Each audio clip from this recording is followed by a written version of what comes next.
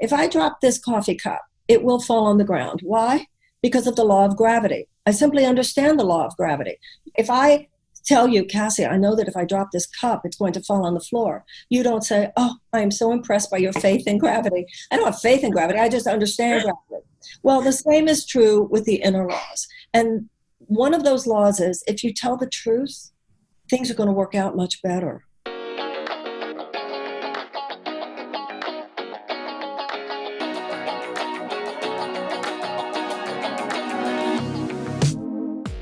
Welcome to Big Energy. I'm your host, Kassi Underwood, here to give you a dose of that good energy and talk with people who do it best. Each week, I bring you the knowledge we need to be the forces of nature we came here to be. Guys, have I got a show for you today?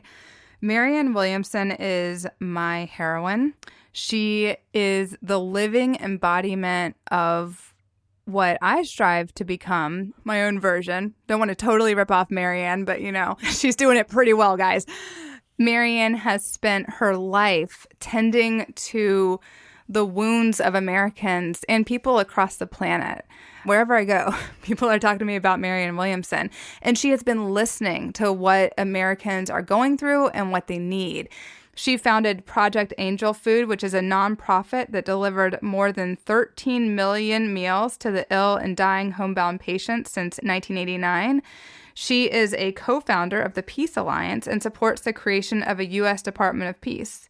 And I believe that made her an incredible candidate for president. On top of that, she's the author of 14 books, 4 of which have become #1 New York Times bestsellers. If you want a primer in Marianne Williamson material, I definitely recommend starting there, or with her weekly live stream, which you can go to her website to check out, marianne.com. If you are new to her work, I would then go on to reading Healing the Soul of America. Marianne prophesied much of what is going on right now in this country, and that's why it made all the sense in the world when she ran for president in 2019. I had the great privilege of inviting her to Harvard Divinity School to speak, and it was an extraordinary experience for me just to get to spend that time with her. And I learned so much about what it means to embody big energy and where you source that energy from. We rode around for a couple days in the car, and she'd be like, I'm going to meditate now. And she would meditate, and then she would pop out of the meditation and send a tweet. She just was the perfect embodiment of what I believe this show is meant to help us all to achieve. And that's why she's such an amazing first guest. Now, I also want to talk about something that I witnessed during her presidential campaign, and that so many of us, anybody who was paying attention really, witnessed happening. And that was the obvious media trivialization of her campaign. I watched a strategic takedown by social media influencers in collaboration with popular media sources. I watched her get cut off at the debates. She was cut off by the actual TV stations. And I watched her stay so strong and steady through all of it. It's incredible to build yourself into the type of human being who can run for president in the midst of that level of malignant energy and still be a light for so many people and still show up at her events and knock it out of the park. She is a life changer. She's a game changer. I pray that she runs for president again. And what I really pray for is that all the people who have meditation cushions and yoga mats and who are reading about spirituality or consciousness decide to use their voices this time when we see our sister being trivialized so obviously. We know this has happened for thousands of years. It's what happened to Mary Magdalene. It's what happened to the witches or the wise women. And here we see it again happening now in the 21st century to Marianne Williamson. The mission of this podcast is to not just do the work so we feel better, but do the work so we can raise our voices and make a difference when someone is putting themselves out there and addressing systemic inequality and structural inequality that we see at the level of cause rather than just trying to fix things at the level of effect. When we see somebody doing that, and they get trivialized, let's use our voices this time.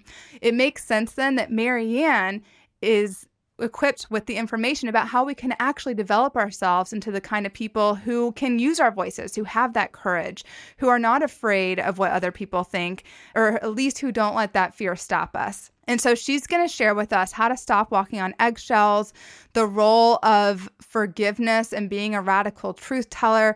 We talk about relationships and feminine energy. We talk about her presidential campaign and so much more. Marianne, thank you so much for being here today. I'm so thrilled to have you. Well, thank you so much, Kassi. It's great to be with you. I have great admiration for you as well. Honored by the things you said. And by the way, those Tuesday night lives still exist at Marianne.com, so people can still watch them. It's pure gold, people. Like, this is pure gold. It will change your life. So lots of us have a habit of falling into this kind of people-pleasing thing. Walking on eggshells, being afraid of saying or doing the wrong thing, all the habits that are born of a culture of codependency. And that stops us from being expressed and honest. We're doing the work to undo those habits, one, so that we can transform our inner lives, so we can actually have peace of mind that comes with telling the truth and being authentic in our personal lives. But also, we're doing this work because it prepares us to speak a deeper truth and be part of social change and justice, to be part of the revolution. So I've been so curious, if growing up in Houston when you were a little girl, were you always a radical truth teller, or did you ever struggle with these people-pleasing things, the walking on eggshells? Well, just being alive in this culture, being alive on this planet, we're taught a thought system that tells us that we're not quite good enough. We might be good enough if we get a certain degree. We might be good enough if we please other people enough. We might be good enough if we achieve this or that. We might be good enough if we can buy this or that. And so at a very early age, we are disconnected from the level of self-confidence that you can only have when you know who you are is enough and what you honestly believe is enough. So we get knocked off track at a very, very young age. And we get sucked into this maelstrom of illusion in which we are chronically at the effect of a thought system that I'm not good enough. And if I'm not good enough, nothing I say is good enough. So I'm going to try to find out what somebody else thinks I should say. And you're disconnected. This is how Freud defined neurosis, separation from self.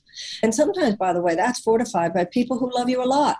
Parents who want you to succeed. People with the best of intentions who want you to be different because they want you to succeed and they can't imagine you succeeding at being exactly who you are. And then in addition to that, I think we have, as women, particularly cellular memory of a time when the witches, the so-called witches, the wise women during the Middle Ages, were literally burned at the stake for telling their deepest truth, even though their deepest truth was a body of truth without which the world is much less. Truths that have to do with medicinal herbs, truths that have to do of ways to midwife, truths that have to do with holding aloft sacred connection with the earth, with the sky, with the trees, and so forth. But we end up in such knots of fear, right? So that's the first work, is to become realigned with the truth of who we are so that we even trust that we have anything valuable to say.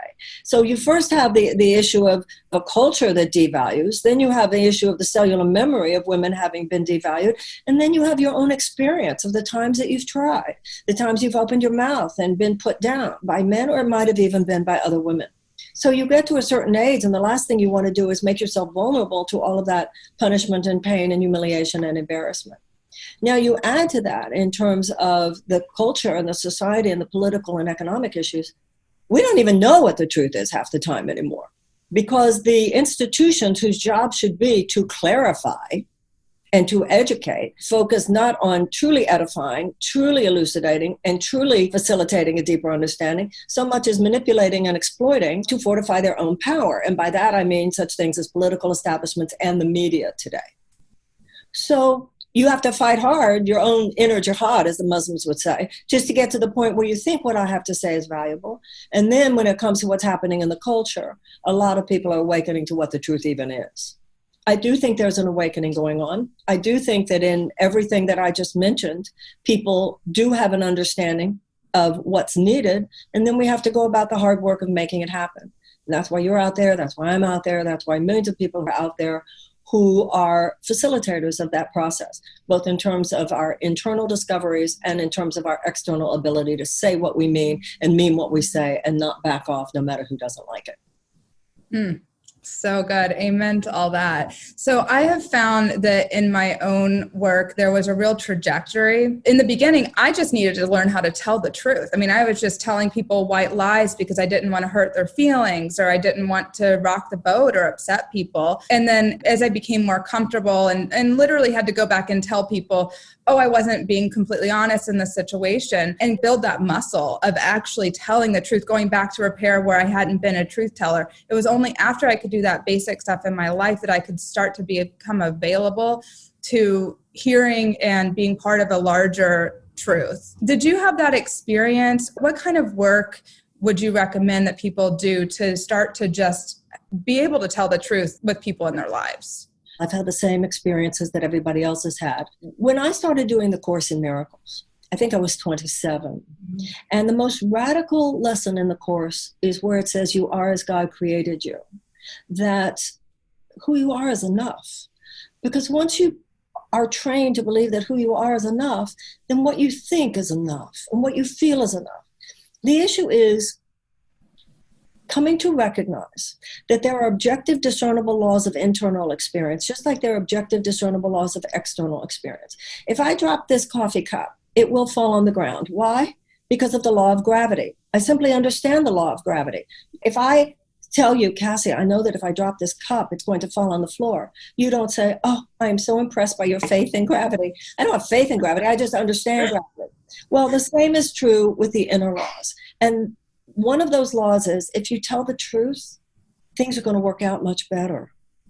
The Course in Miracles says that miracles arise from total communication given and received. Now, the issue becomes, what is the truth? The truth is whatever your internal guidance gives you to discern, which you can only discern if you are practiced in the discipline of reflection, prayer, meditation, spoken kindly. So there are two issues. What is my truth? So I can, sometimes we're so afraid to tell our truth, so afraid you won't like me. So I don't even tell you the whole truth, which will only cause more problems later. The person will resent you. You won't remember the little lie you told. You throw your internal and external universe into chaos. Or what a lot of women do once we get to the point where we start owning our truth is we forget, what is that line? Honesty without compassion is brutality. So it's not only discerning your truth, but also knowing that it's not just enough to discern it, but if you speak it without compassion, that's not okay either. And so I think a lot of times, particularly for women, and this is true for people of color, it's true for anyone whose legacy is centuries of having to hold your tongue. So then, after centuries, we finally get to say what we think, and it's kind of sometimes like a bathtub that hasn't been on for a long time, and when you first turn it on, it spews brown water, and it takes a while for the even stream. So then the question becomes, you start out as someone who doesn't tell the truth, doesn't even know what your truth is in the habit of suppressing it. Then all of a sudden you feel you can, and you start spewing it, start being very undisciplined about the way you say it, have no discretion, sometimes come out yelling, screaming, and anger really that has more to do with your great-great-great-great-grandmother's anger than it does with yours. And so no matter what, you bring punishment to yourself. So it's an art like anything else. It's a honing of the attitudinal muscles where you work on finding your truth, which once again is why meditation was so important. When you said to me, did I do anything? The Course in Miracles transformed everything for me, because it made me realize that just like in yoga, in physical exercise, you work to develop the muscles to be able to move. With meditation, you develop musculature to be able to remain in quiet. The ego mind, which will always knock you off your course, off your truth, is yelling at us all the time, in our own heads, from other people, and from the culture. But there is a concept in both Christianity and Judaism, the small, still voice within. So we center ourselves. It's like the asanas in yoga, the asana of stillness. So then you can start hearing what your truth is. We all have a direct radio hookup to the voice for God within us. But the world and the worldly illusions and the Maya and the anger and the craziness and the chaos is so loud that it's like a radio link where there's so much static you can't hear it. This is why Blaise Pascal, the French philosopher, said that every problem in the world can be traced to man's inability to sit quietly alone. So our practice of meditation, Kassi, our practice of reflection, our practice of quietude is absolutely essential as a way to discern what we believe is true. Most of us need to read more. Most of us need to really practice the art of different levels of awareness and know that every word we say, particularly at a time like this, is very important. And words matter. Words have consequences. The Course in Miracles says that every thought creates form on some level, and so does every word. I don't know if you had this when you were a little girl, but when I was a little girl, we used to do a lot of take that back. Mm-hmm. Take that back. Like when we were children, we had an intuitive sense. Words matter. Take that back. Isn't that interesting? Yeah, I remember that. Take that back. You never hear an adult say that, take it back. But we did it when we were kids. So it's all a matter of discipline, isn't it? Verbal discipline, intellectual discipline, emotional discipline. That's the word today. So first of all, you have to realign yourself with the truth in your heart, discern the truth of the world, and then practice the art of compassionate but powerful communication. Oh, I love all of that. So at the end of A Course in Miracles, I'd say one of the deepest transformations was really being so tuned into my intuition and so tuned into that voice within that you were talking about. And once I was in tune with that, I wasn't so addicted to the outside voices. I love that instruction because like you were saying, if we don't train the mind, when somebody does say something, we have no mental defense. There's no gap. We haven't disciplined ourselves to not react. A Billy Joel song, Leave a Tender Moment Alone. Women particularly don't recognize sometimes how powerful silence can be. Thomas Keating said, silence is the language of God. Everything else is a cheap translation or something like that. A lot of times, the Course in Miracles says the Holy Spirit will always tell you the truth, but sometimes the truth can sound startling. A lot of times people will say to me, Marianne, I just don't know what Spirit is saying to me. And my response is, oh, you just don't like what the answer is. I've found that in my life. We've all had those situations where something went wrong and we said to ourselves, I knew it. Something in me knew that, but we weren't practiced yet in listening. And also one of the things I've learned, Kassi, not only do I not need to react, not only do I not to give an answer right away, I can take time, whatever time I need. When you start really observing some of the most powerful people, I have noticed they don't rush to give you an answer.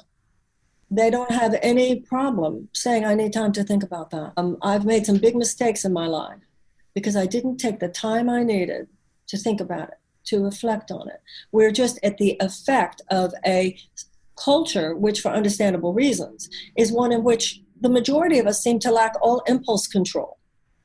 And especially with social media, I'm going to say whatever I think the minute I think it.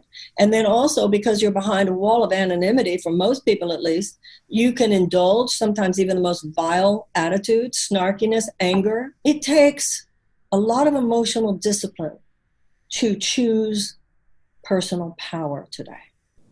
Amen. And I would love to go back to what you were saying about the faucet that hasn't been turned on for ages. This is something that I experienced in my own life when I suddenly realized that I was angry and I had a voice, and I see it a lot that folks are going through that experience of finally realizing, oh my gosh, I've been a people pleaser, both in my personal life and on the political front. I haven't been using my voice at the most important time in history. And then there's that faucet thing that happens. Anywhere from it just being awkward when the truth comes out to it coming out angry or just not landing in a way that's going to be effective. So how do we get through that period of our development when we still haven't really honed the ability to use our voice? I don't think there's any moment when we got it wrong and then the next day we get it right and we get it right from then on. Life isn't like that. Life is about, just like you have to go to the gym, the fact that you like what you see in the mirror doesn't mean you get to say, oh, I don't need to exercise anymore. Your attitudinal muscles are just like your physical muscles. If you don't work on keeping them in shape, they become flabby. It's a constant process, and particularly at times like this, when there is so much temptation to the kind of anger and snarkiness and judgmentalness that we know is not really the kind of breakthrough that we need, and yet at the same time, to remain absolutely committed to telling the truth, even when some people won't like it. It's a practice that we go through every day. The saddest thing about the spurting brown water for me happened in a personal relationship. I hadn't been in a relationship for a while, and so I sort of wasn't practiced. And stuff came out wrong at the beginning. And it was like when the brown water is spurting and you have to just let it for a while and then get to the clear water. I took too long to get to the clear water. I remember how pained I was by that, because I knew that I just kind of wasn't in practice. And that taught me that you have to make that practice every day of your life. You know, when it comes to the most powerful aspects of our personality, there's a temptation to say, when I'm in a relationship, I'm going to be that way. When something's happening in the world in my professional career, I'm going to be that way. But life isn't that way. You have to practice being who you want to be every single day, regardless of whether or not anyone is watching, because the universe is watching, and regardless of whether or not anything is happening in your external world where you might seem to think it matters what you say. It matters what you say and how you say it. To everyone you meet in every circumstance you're in is an opportunity to practice being the person that you want to be. And in relation to this conversation, the person you want to be is someone who shares the truth as you understand it, with your goal being not just knowledge, but insight, wisdom, and compassion. And particularly for women, that I will own my yes, I will own my no, I will not be afraid of saying no, but neither do I any longer believe I have to stomp my foot or have a tantrum in order to use the word no. A lot has to come together to get to that place, but that's what age is. That's what the process of maturing is. We all have to be compassionate for ourselves. I'm certainly not someone who never falls off that wagon, and you simply get back up and you do it better next time. Yeah, I love that. I love that self-compassion is so necessary. It's a lifetime journey. And I feel like there are times in life when we do better at it and times in life when we stumble more. So I really appreciate that reminder. Quick question for you.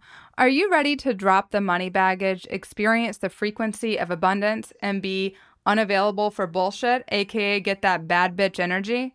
I got you covered. Join me for a free 5-day live stream festival, May 10th through May 14th. Y'all, we are going to shake off that uptight pandemic vibe and have some fun already. I'll be raising your vibration with 5 days of money metaphysics and full self-expression, all so you can tap into that bad bitch energy. Guys, it's completely and totally free. So go ahead and register at kassiunderwood.com/BBE. We talk a lot about authenticity, but I feel that there is a lot of misunderstanding about what authenticity really is out there in, you know, the Instagram world and all that. We see people just spilling their guts and calling that authenticity. There's a place for that. I think that's really important for people to share their stories so others feel less alone. But I feel that there's a deeper truth to what authenticity really is and how to live it and experience it. So I just would love to hear what you have to say about that. I totally agree with you. A lot of people confuse authenticity with the idea that it's righteous to spew whatever I happen to think or feel in this moment, regardless of how it affects you. The authentic you is a loving being. Now, you at this moment might be angry. You at this moment might feel defensive. But the authentic you does not express angrily or defensively. The authentic you is the love behind all that. Now, there are places to process and work through that anger and that defensiveness. It's called therapy. It's called safe friends and good, safe support systems. It's called screaming it into your pillow, doing the inner work. But there's nothing authentic about attacking someone, because this is how I really feel. I remember back like in the 1970s when all that radical truth came out, it was a mistake. And it made a lot of people, I believe, fail to make the distinction between freedom and license. To just say whatever you want to say, whenever you want to say, however you want to say it, is license. It's not a free life. It's a life where you are actually in bondage to your own ego and your own lesser impulses. So I think that the word authenticity has been in some ways perverted for ego use. And this also goes back into the capacity for silence. When I was a little girl, the way my mother used to say it was count to 10 before you say anything. That's what they used to say. Count to 10 before you say anything. And she was right. You know, I remember a couple of times watching interviews with Bill Clinton.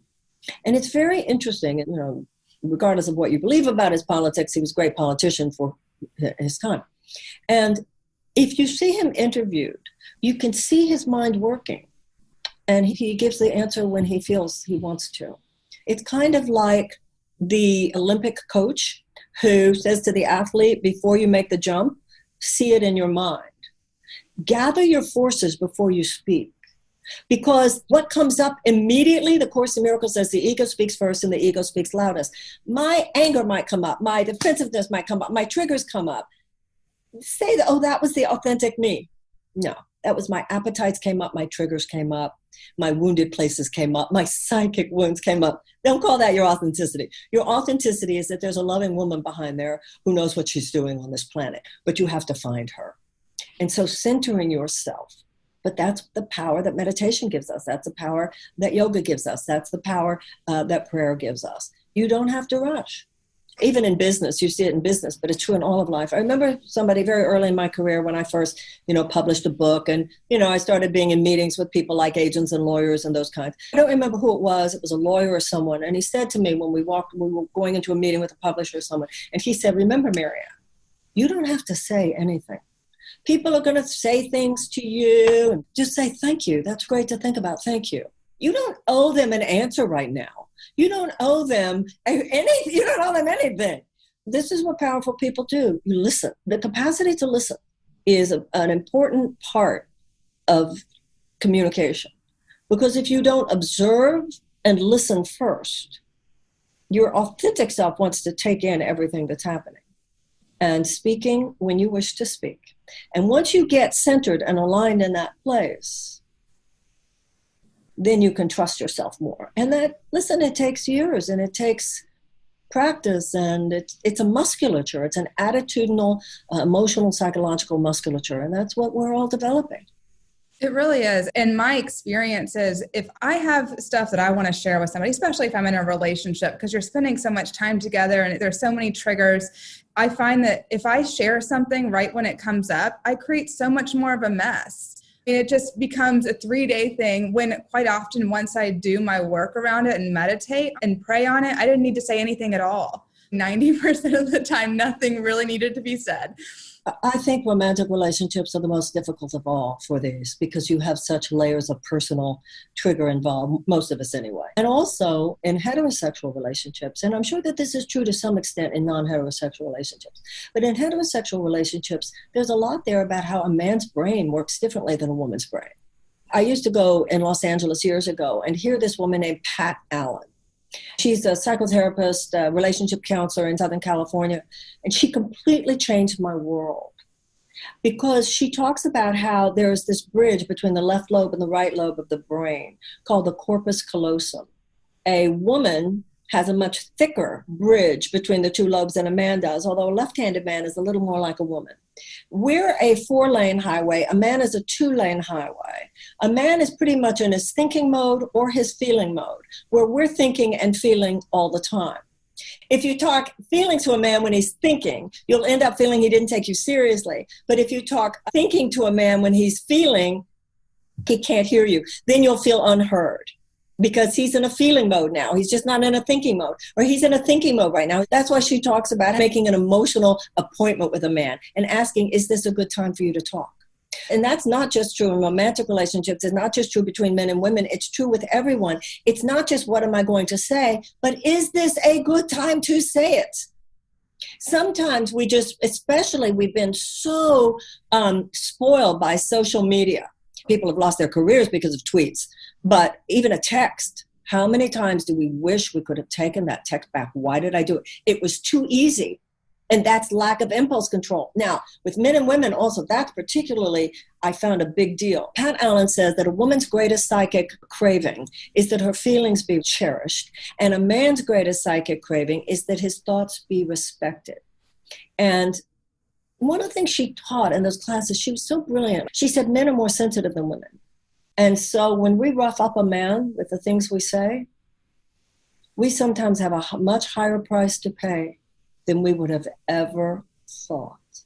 So once again, not only what is my truth, not only how do I say it, but also who am I saying it to, and is this the best time to say it?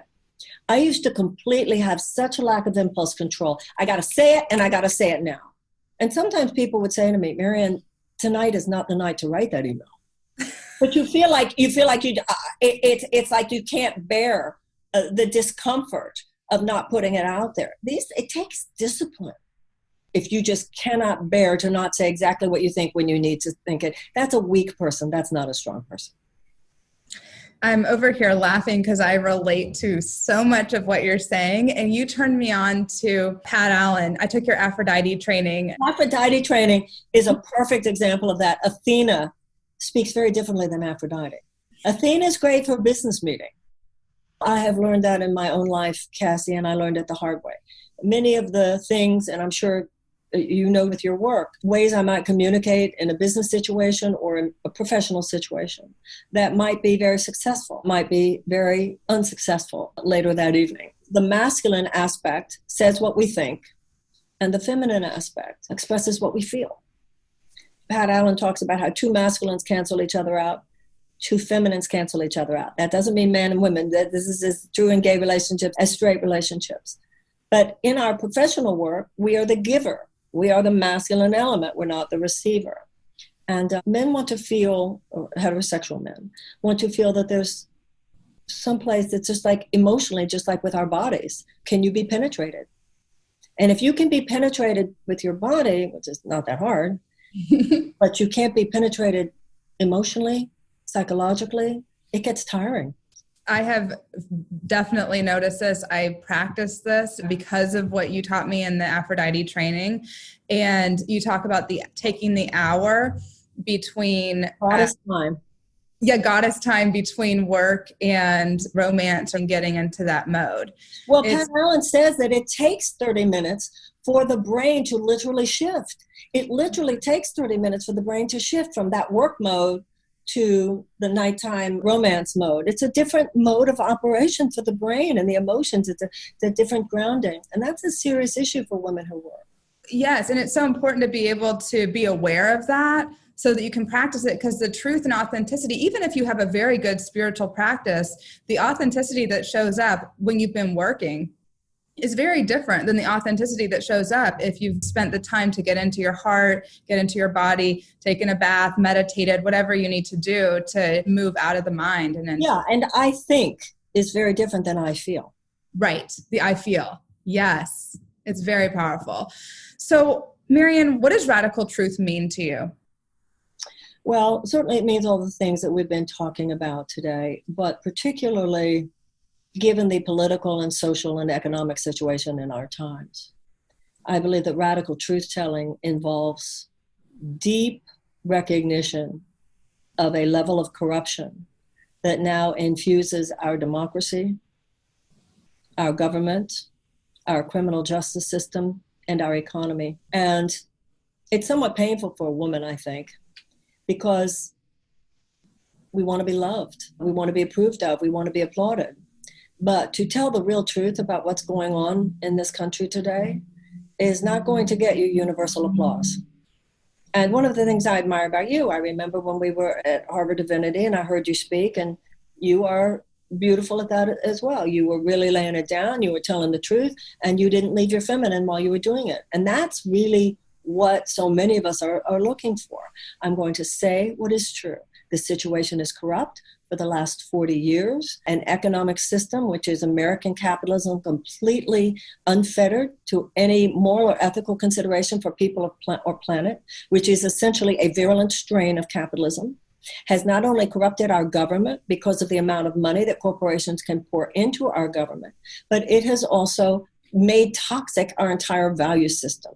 It has corrupted the value system that now organizes American society. And this now has created a situation where the major resources of the country are in the hands of a tiny group of people, the proverbial 1%, while reflecting the largest income inequality in almost 100 years. This is human beings at the effect of this that we're talking about. Tens of millions of human beings who are trapped economically. They're working at jobs that they do not love, but they cannot imagine getting out of that, number one, just to pay their bills. They don't have health insurance. They have humongous college loan debt, for instance. There are just so many ways that tens of millions of Americans are trapped economically in this country. Their chronic economic despair is now reflected in all manner of societal dysfunction, self-destruction, drug addiction, suicide, breakdown in relationships, and so forth. We can come up with incremental changes, but that will not be enough. We can come up with treating only the symptoms, but that will not be enough. We must look at the cause. We must look at what has happened over the last 40 years. We must have the bravery to say it.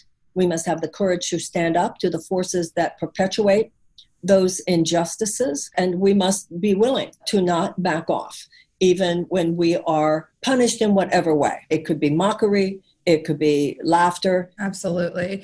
I want to talk about the place of apology in radical truth-telling. In 2016, I was watching your live stream when you were giving your lecture, and you were in the Q&A section, and you did an impromptu prayer of apology to African Americans, in which the white people in the room acknowledged our ancestors' part in slavery and our part in the continued systemic and institutionalized racism. And we asked for forgiveness. I mean, I was watching over the live stream, but felt very much that I was there.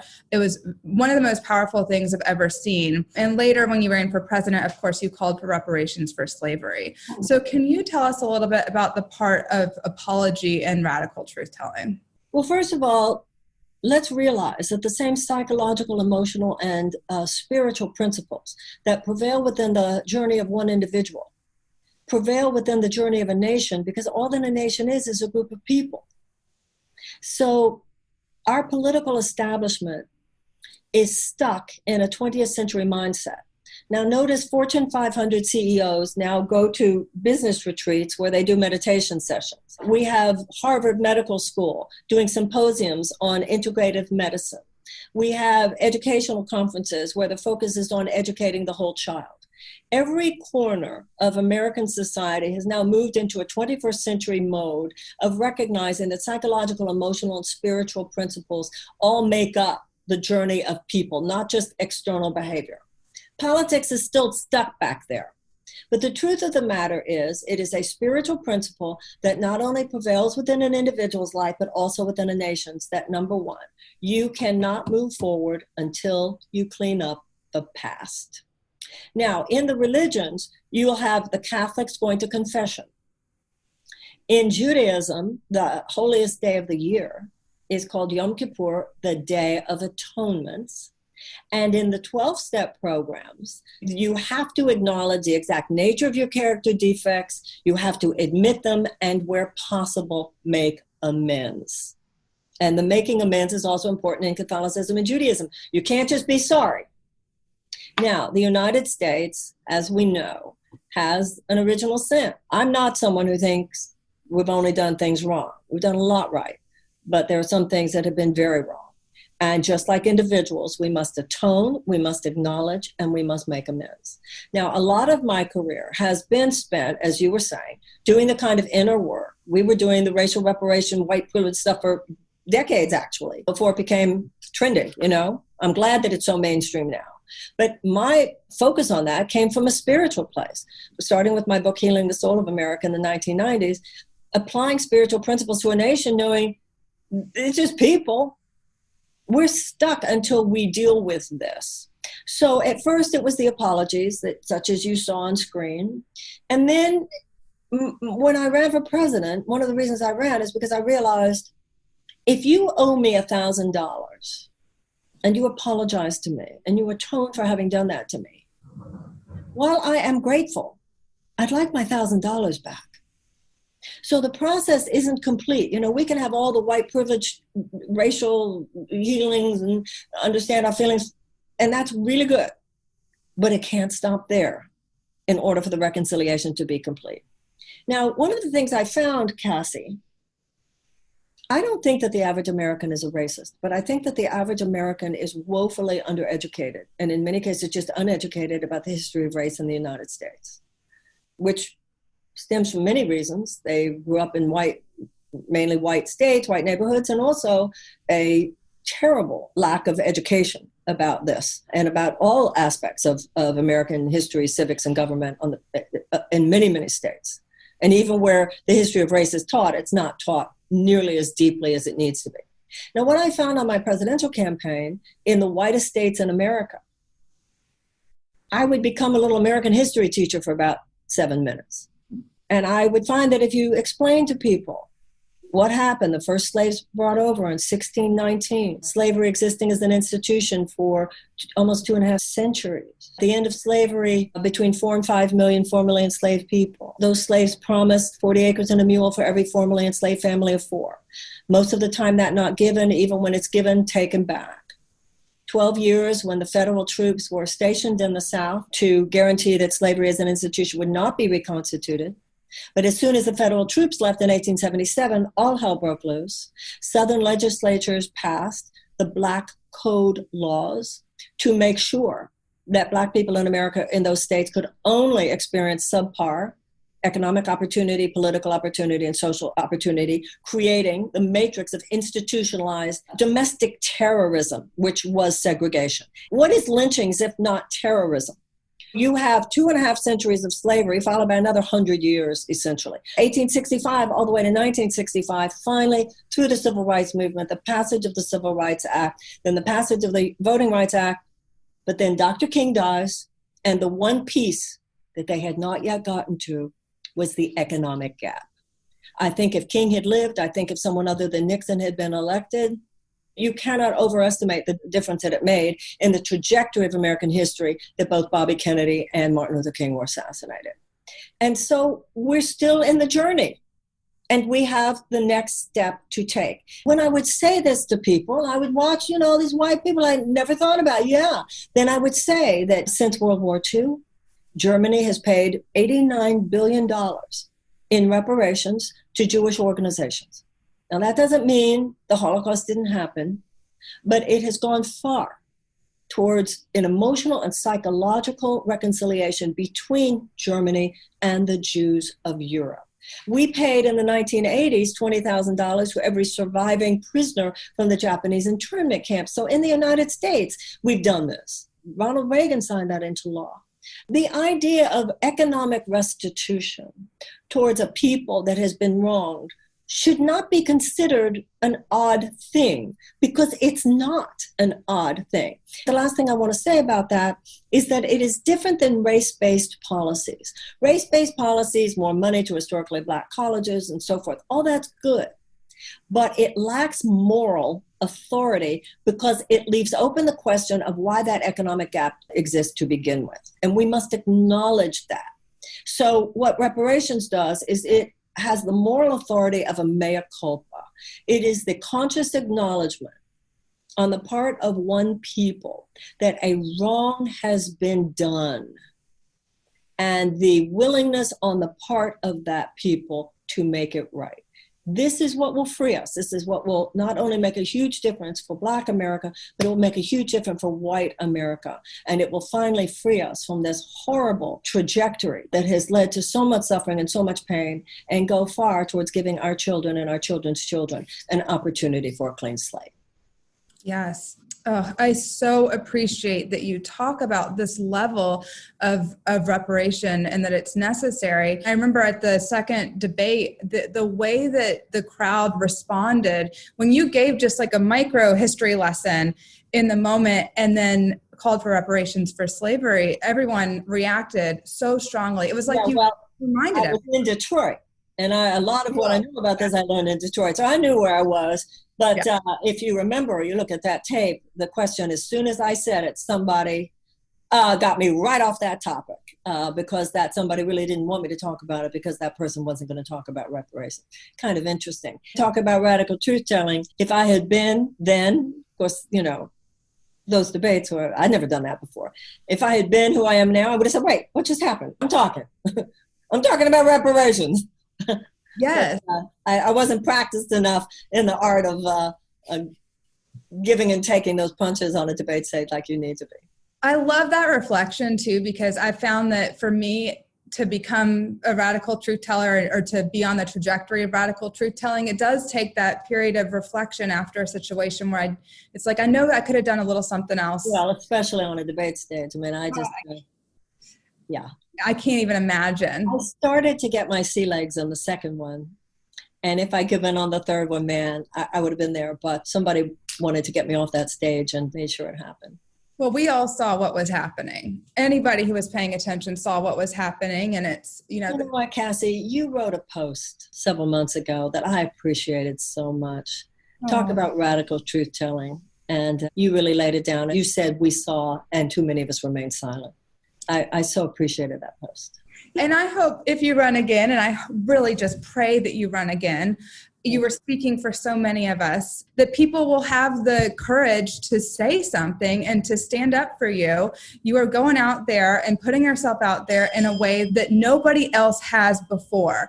You are speaking a truth that nobody else was speaking. You are speaking on behalf of so many of us who've never had a voice before on the political stage. We need to learn how to use our spirituality to use our voice, especially when our sister is out there going through this for a freaking year. I was all in for you, and I still am whenever you're ready to run again. Well, you're fantastic, Kassi, and I so appreciate it. And you're right. There are so many elements here of women and our silence and our sisterhood. I was reading a study once, and it said if a woman speaks her mind and it's not a popular opinion in a room, and there's an awkward silence because nobody wants to hear it, if even one other person will say, actually, I agree with her, the entire system changes. And part of sisterhood means if your sister is saying or doing it, and you agree with it, and she's being punished for it, sisterhood means you say, actually, I agree with her. Amen. Amen. So one final question. What is the radicalist truth that you stand for? That love should rule everything. That's what we're on this earth for. We are on this earth to love one another. I don't know if you read the Pope's encyclical. Talk about radical and beautiful. And he says politics must also make room for the tender mercies of love. That love doesn't just apply to our personal lives. That love must also apply to our collective experience, because the karma, the cause and effect, the psychological processes are going to be the same. And we now guide human civilization according to economic principles. Not just economic principles, but corrupt economic principles. Economic principles which posit that short-term profit for huge multinational corporations must come first for the betterment of humanity. Those coming first does not lead to the betterment of humanity. It leads to the betterment of a very tiny portion of humanity. We can change that bottom line to humanitarian principles, where we are guided, where governments are guided, businesses guided, human relationships are guided by the notion that we are here to love one another, to serve one another, to have compassion for one another, and to help each other thrive. That's how human beings will grow into everything we need to be. That is how we will have abundance in economy as well as everywhere else. Now, that view, which sounds to me like common sense, is radically opposed to the current organizing principles for human society. It's radical, but love is radical, because our world is dominated by a thought system based on lovelessness or fear. And if that is what we believe, first of all, some people say, well, that's naive.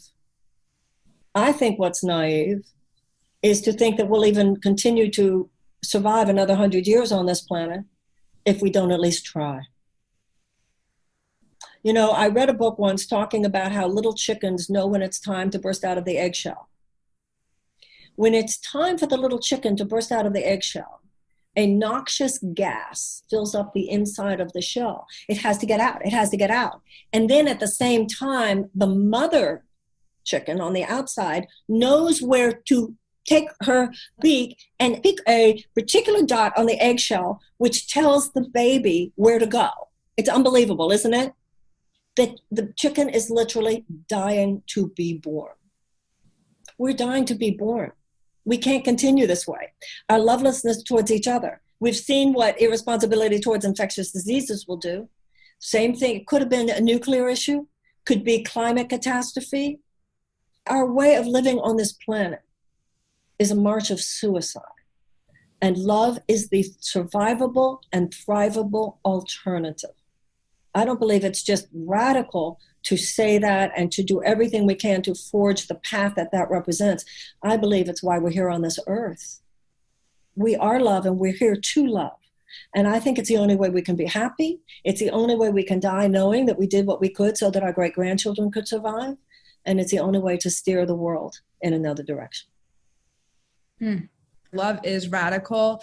I really am so grateful that everyone had a chance to hear you in this intimate setting share about really what love can do and what love looks like when you're being a radical truth teller. Well, thank you for having me. And I'm your big fan as well. I had the great pleasure of hearing you speak at Harvard Divinity School that night. And you, as I said, laid it down beautifully. And I hope that all of the people that you're working with now will have that opportunity to hear you in that role. You totally exhibit everything that you're teaching. And that's the greatest compliment I could possibly give you. So thank you, Kassi. Thank you so much. Marianne, you're my hero, and that means the world to me, and I'm really glad this is on recording. Mutual admiration, darling. Thank you. I love you so much. Mwah. That was another episode of Big Energy with me, your host, Kassi Underwood. Were you into it? Go ahead and click the subscribe button and leave a review. You can also find me online at KassiUnderwood.com. See you next time. And be sure to register for my free 5-day livestream festival, Bad Bitch Energy. Go to KassiUnderwood.com/BBE to get on the list. We'll laugh, we'll bitch, we'll make some money, and in 5 days you'll feel confident and energized.